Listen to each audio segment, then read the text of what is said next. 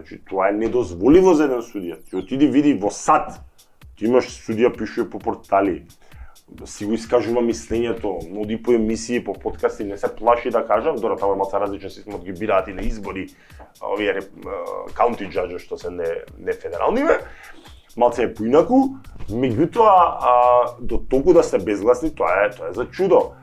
Скандалозен е наративот на премиерот во последно време. Ќе влеземе, ќе ве тргнеме, ќе ве смениме, мислам, тоа е недозволено. Ја разбирам дека кога се луѓе во власт, дека се чувствуваат барем во позавиена форма некоја. Нели вереше да се распушти такво нешто за да се распушти судството. Тоа е прва работа. Втора работа, отворено ти вели, ние ќе ги смениме се нив, ќе донесеме некои луѓе со кредибилитет. Кои ќе бидат од ВМРО да помене луѓе, да не се лажеме.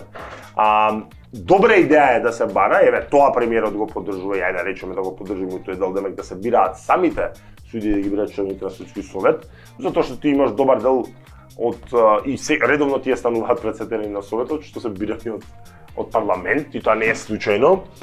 Меѓутоа, и тоа видовме дека не секогаш врудува со плод, затоа што имаше... беше процесот на бирање нов претседател? Не само нов претседател, изборот на организиран криминал на прв човек, исто беше меѓу самите обвинители. 20 говори.